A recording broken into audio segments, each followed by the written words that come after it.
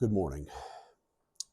It's about 20 after 11 Sunday morning, January 19th, and as of about 10:30 last night, TikTok went dark with the CEO keeping his promise, and a lot of outrage, a lot of sadness, a lot of anger has come out amongst the users through the various other platforms. And throughout this whole ordeal, basically for about the last 10 months, we have been campaigning and borderline begging that this not go through because of the impact that this app has given people financially, mentally, etc., etc. But it actually happened, and right now it is in limbo. Who knows it'll ever come back? But on Truth Social earlier, Humpty Dumpty made the following and pretty much solidifies what I have been saying this whole time. I'm not saying that this is breaking new ground or I'm the only one that think this, but just for me personally. But, quoting, I'm asking companies not to let TikTok stay dark. I will issue an executive order on Monday to extend the period of time before the law's prohibitions take effect, so that we can make it a deal to protect our national security. The order will confirm that there will be no liability for any company that help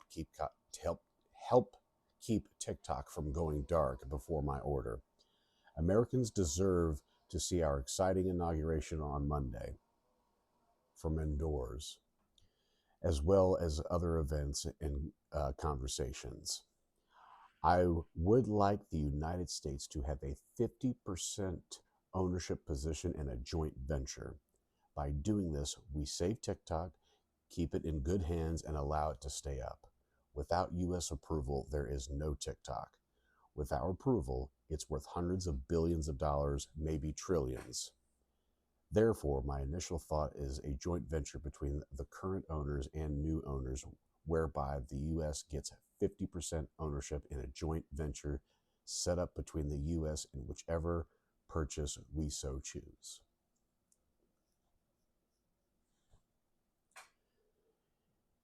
It's a grift.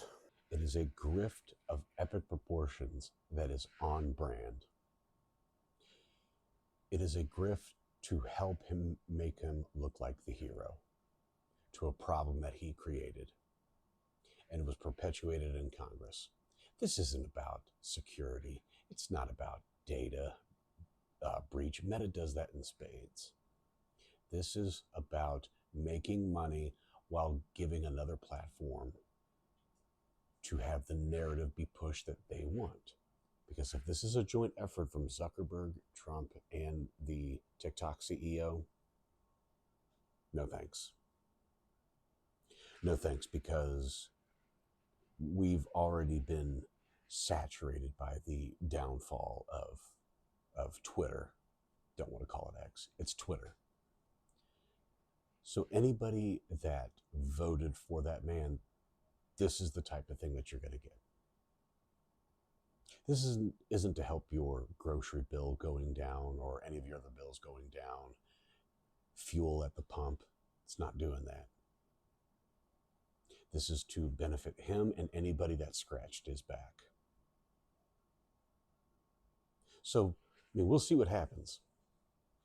We'll see what happens. But I want people to realize, too, is even with this move, the ban is the ban.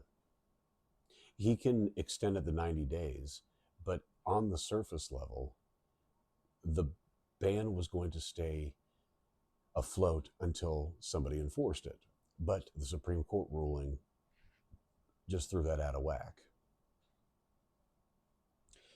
If the ban is upheld, or the ban was upheld by the Supreme Court, now it's up for the president to enforce it. But even if they give it resuscitation, which is all this is going to give, we're back here in a couple of months.